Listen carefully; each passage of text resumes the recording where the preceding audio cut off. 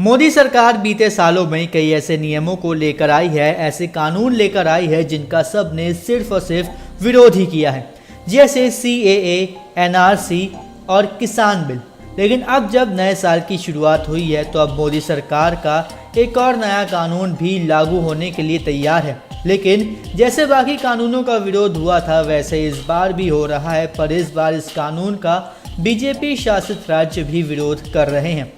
दरअसल अब जिस कानून में केंद्र सरकार बदलाव करने जा रही है वो है IAS कैडर रूल।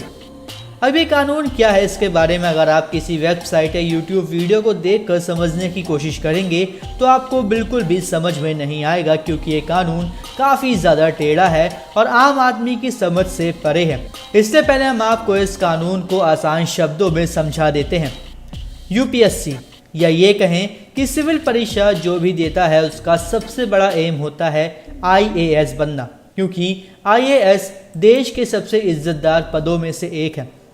अब जब कोई भी कैंडिडेट IAS एग्ज़ाम पास कर लेता है तो वो सबसे पहले केंद्र सरकार के अंडर रहता है, क्योंकि एक IAS अफसर को देश के किस राज्य में भेजना है ये देखा जाता है। जिसके बाद जब उस IAS अफसर को राज्य के कैडर आवंटित कर दिए जाते हैं तो उसके बाद वो अफसर उस राज्य के अंदर आ जाता है और उस IAS अफसर पर पूरा कंट्रोल अब सिर्फ और सिर्फ राज्य सरकार का ही होता है। लेकिन अगर किसी वजह से ऐसा लगता है कि उस IAS अफसर का स्थानांतरण या तबादला या ट्रांसफ़र करना होता है तो उसके लिए राज्य सरकार और केंद्र सरकार दोनों को राज़ी होना होगा, और अगर किसी वजह से दोनों सरकार राज़ी नहीं होती तो आखिरी फैसला केंद्र का माना जाएगा, जिसके साथ अगर किसी IAS अफसर को केंद्र अपने अंडर लेना चाहता है तो वो उस IAS अफसर को राज्य की ड्यूटी से बहाल करने के लिए राज्य सरकार को कहेगी और कुछ दिनों का टाइम देगी, जिसके अंदर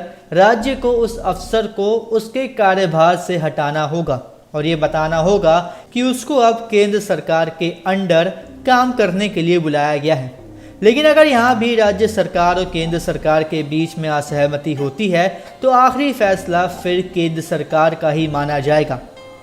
अब इन कानूनों में राज्य सरकार के पास कोई भी अधिकार नहीं है, न किसी IAS का ट्रांसफ़र करने की, न किसी IAS को केंद्र सरकार के पास जाने से रोकने की। लेकिन जो बचे हुए थोड़े बहुत अधिकार है उनको भी अब केंद्र सरकार छीनना चाहती है। अब जिन चीज़ों को वो बदलाव करना चाहते हैं वो ये है कि केंद्र सरकार जनहित का हवाला देकर अफसर को केंद्र में पोस्ट कर सकती है।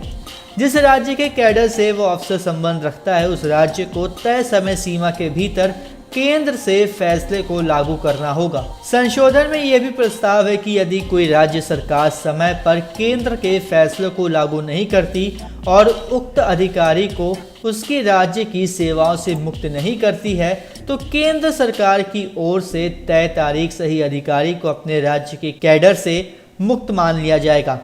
यानी कि कुल मिलाकर ये कानून सिर्फ इसी बात पर टिका हुआ है कि एक IAS अफसर पर किसका कंट्रोल होगा, राज्य सरकार का या केंद्र सरकार का। और जहाँ तक अभी तक ये पूरा कानून हम लोगों को समझ में आया है उसको देखकर तो ऐसा लग रहा है कि राज्य सरकार के पास बहुत ही कम कंट्रोल है एक IAS ऑफिसर पर, जबकि केंद्र सरकार का पूरा कंट्रोल है IAS ऑफिसर के तबादले से लेकर उसको कहाँ पोस्ट करना है, कहाँ नहीं करना, और क्या उसे केंद्र सरकार के अंडर काम करना है या नहीं करना। सब कुछ सिर्फ और सिर्फ केंद्र सरकार के अंडर ही है, क्योंकि आखिरी फैसला केंद्र सरकार का ही सही माना जाएगा।